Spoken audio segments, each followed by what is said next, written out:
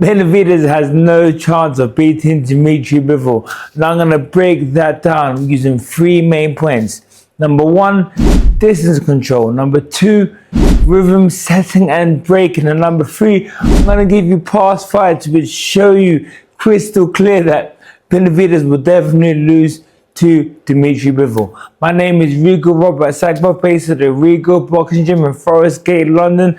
Now let's get stuck in. Now, number one is distance control. Dmitry Bivol is an expert at controlling the distance. He can close the grip, close the range, step out with the pendulum step at will, and he can do so whilst punching. But also, when you do smother him, he goes to the high guard, spins off, creates space by pivoting to the center of the ring, and he's done that at the highest level against the best boxers that are actually better than Benavidez, such as Beterbiev.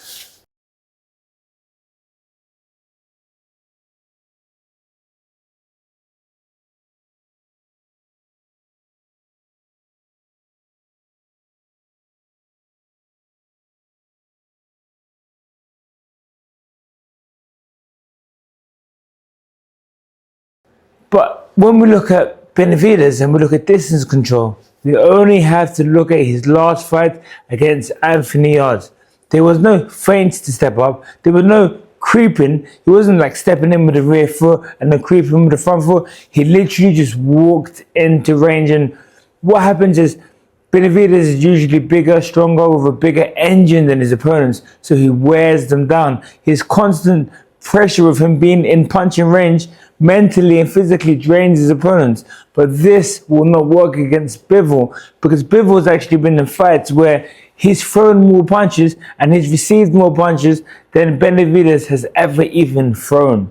So it means that Bivol can control the distance at a high rate. A higher rate than we've ever seen Benavidez been able to work at.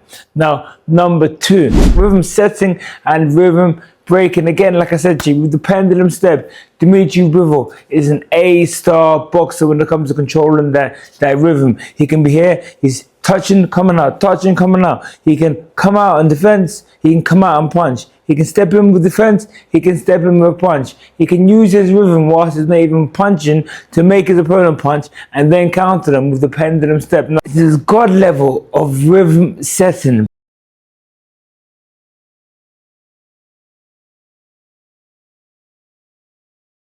But what I noticed when Yarde boxed better, every single time Yarde set, which wasn't often, because to be fair, Benavidez's constant pressure did wear down Yarde early.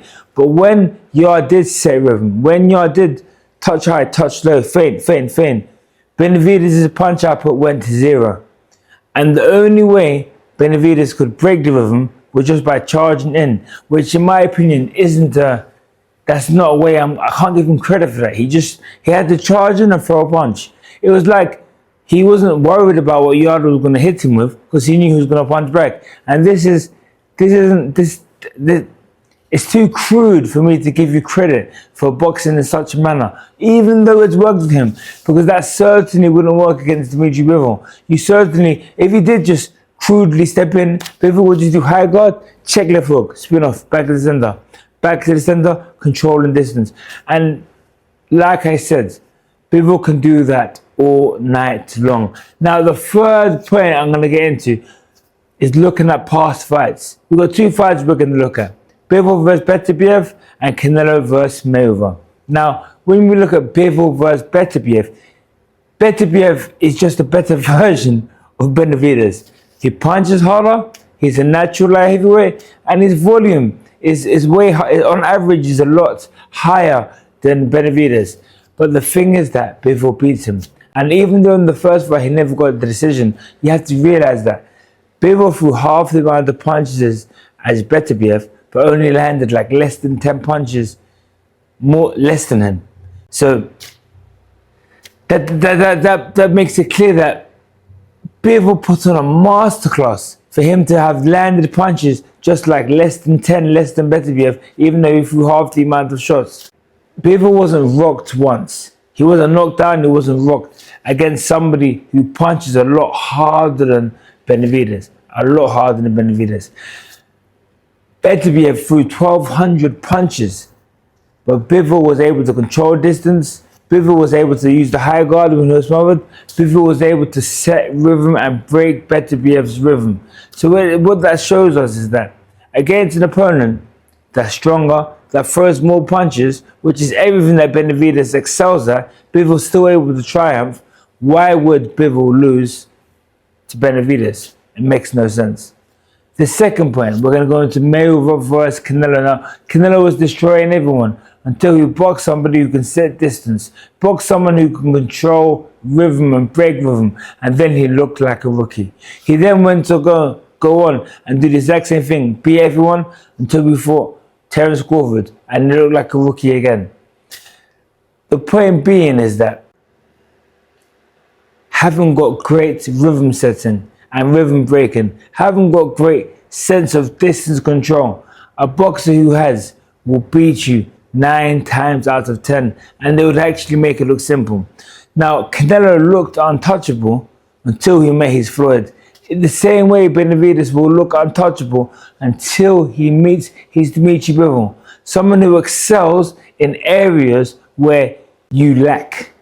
And that is going to be the reason why Dmitry Bivol will surely beat Benavidez. If you disagree or if you agree, let me know in the comments. Let's get this debate started. I'm with Dmitry Bivol all days of the week.